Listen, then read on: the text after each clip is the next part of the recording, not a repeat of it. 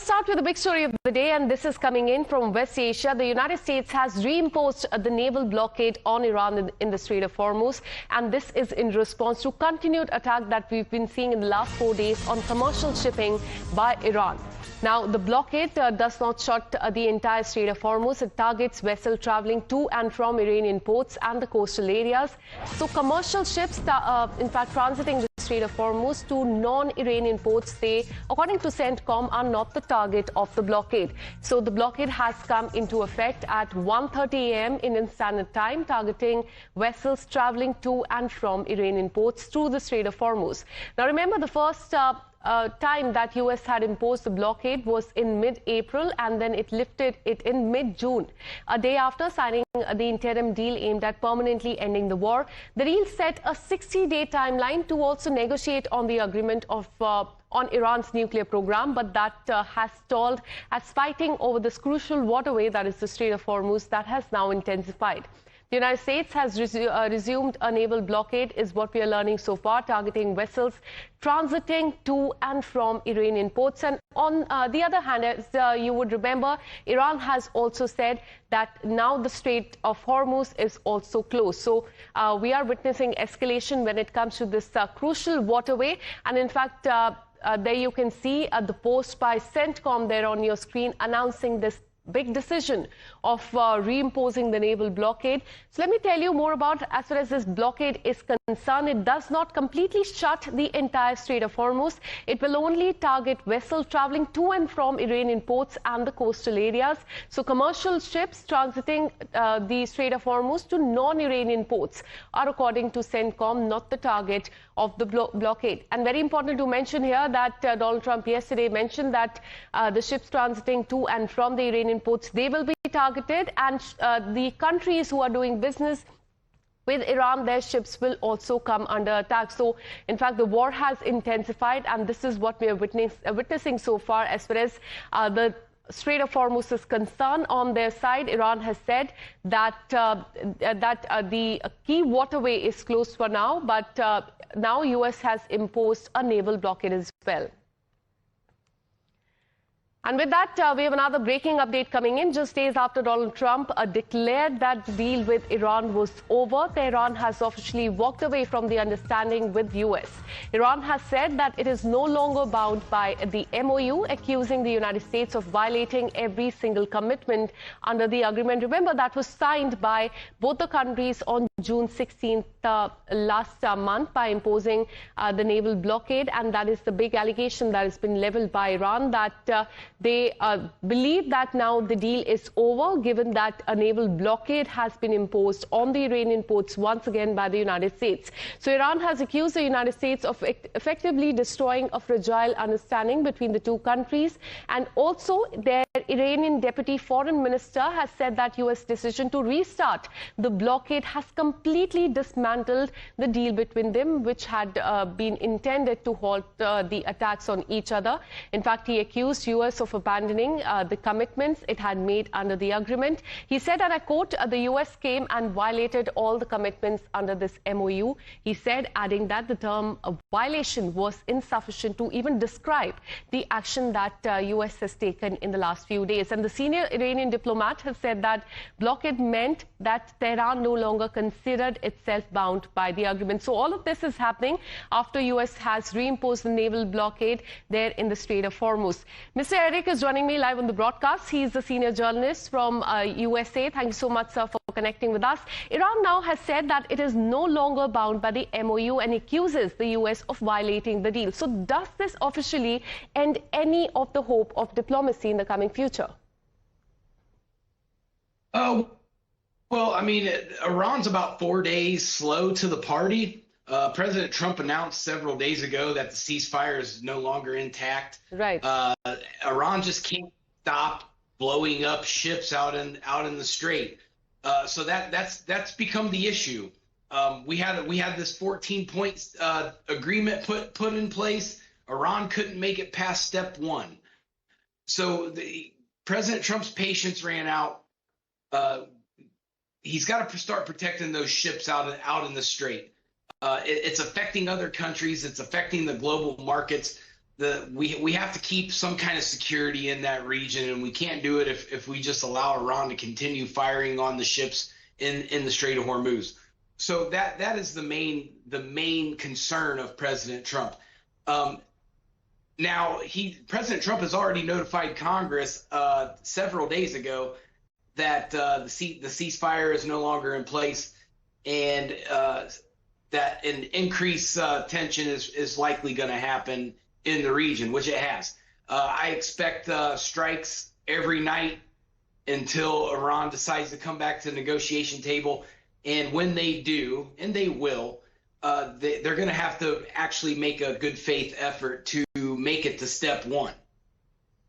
All right, so it remains to be seen how this pans out in the coming hours. For now, this is what we know. Iran on one hand has said that the Strait of Hormuz is blocked, and now US has also imposed a naval blockade there. So stay on with us, Mr. Eric. I'll come back to you once again. We have another breaking update coming in. As well as more strikes on Iran, those are concerned. US Central Command has said that American forces have launched an additional round of strikes against Iran, targeting capability used to threaten the commercial shipping in the Strait of Hormuz for the fourth straight day. In fact, in the last 4 days, we have been witnessing attacks every single day, with US attacking the southern part of Iran, the area very close to the Strait of Hormuz, and Iran retaliating and hitting out at the Gulf countries. In the latest, we are also learning that sirens have been blaring in Bahrain, is what we're learning so far. Let me once again go back to Mr. Eric on this. Where does this go from here? Are we looking at prolonged military confrontation once again, something that we've seen earlier this year, or is there still a window for diplomacy? Because this is something that we saw earlier this year. Iran on one hand blocking the Strait of Hormuz, US imposing the naval blockade, then both the countries attacking each other. According to you, is there still a window for diplomacy? I think as long as President Trump is still our president, there's always going to be a window of opportunity for peace. Right. That is his primary objective. President Trump wants this to end now. And if Iran's willing to work out a real true deal, this war could be over tomorrow. So it's going to come down to Iran. They don't want to agree to anything. They want to continue to make deals, sign deals, and then do the opposite. So their actions aren't matching up with what they're doing. Then they get on social media and say, we never agreed to anything. So everything that comes out of Iran is very confusing to the globe. No one knows what they're really actually doing. So that's becoming quite the problem, and a lot of misinformation comes out based on that affects a lot of people throughout the globe. So I do think there's still the opportunity for peace, but it's going to be up to Iran to really, in good faith, initiate that. All right, so it remains to be seen how that really pans out. In fact, I'll come back to you once again. Let's also give our viewers some India perspective as well, because strike response and then another strike. This is how the US-Iran war is unfolding. The fighting is getting more intense and raising tensions across the Gulf countries as well. It all started on July 6th when Iran targeted 3 commercial ships in the Strait of Hormuz. The United States responded with the airstrikes in southern part of Iran, and then Iran closed the Strait of Hormuz and launched missile attacking the Gulf countries. And now the war has affected India as well. An Indian crew member was killed in an attack on 2 UAE vessels yesterday. India has condemned the attack and have urged all the side, Iran and US, to stop the violence. Listen in. We had issued a statement post summoning of the Deputy Chief of Mission of Iran. We conveyed to them our deepest concerns and that we strongly condemned what has happened. We lost a precious Indian life, and there are several Indian nationals who have been injured, and a couple of them are also seriously injured. So we conveyed our strongest protest with the Iranian side on this particular matter, that these attacks, which we condemn, must stop at the earliest.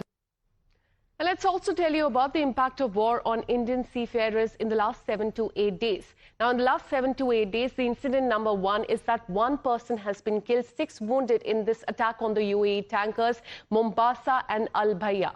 Incident number 2, one Indian crew member that was unaccounted for, and that happened on Sunday after the attack on GFC Galaxy. That was another vessel that came under attack. And total number of Indian seafarers that have been killed in the last few months that now stands at 13. But in the last 2 weeks, we have seen that 2 Indian nationals have lost their life. One is missing and one has been accounted for. And with that, we have another breaking update coming in, a statement that has come in from Donald Trump. We are learning that as far as Donald Trump is concerned, even as U.S. reimpose the naval blockade on Iran, President Donald Trump has dropped his plan to charge ships using the Strait of Hormuz. Now, Trump, remember, had announced a 20% fee on ships passing this crucial waterway, but withdrew the proposal just as before the blockade came into force, that is 1:30 a.m. Indian Standard Time, saying that Gulf allies had urged him to reconsider. Now, the plan has now been dropped. The naval blockade, however, remains in force, as we told you. Listen in. I was called by different people, different countries, kings and emirs, and they said, we'd love to do it a different way. We'd love to invest in the United States with billions and billions of dollars and continue our record setting. And I like that, actually, because I don't think anybody should be able to charge a fee for the Strait or for any other. Coming back to you, Mr. Eric, how worried should the world be about the Strait of Hormuz? Could this fresh escalation that we are witnessing in the last 1 week once again disrupt the global oil supplies, because the oil prices are also rising, and send the crude prices soaring as well? What's your take on this? Well, I think when you look at the placement of the strikes that the U.S. is delivering to Iran, it is mainly revolving around the Strait of Hormuz and some of those strategic targets like Karg Island, which was hit.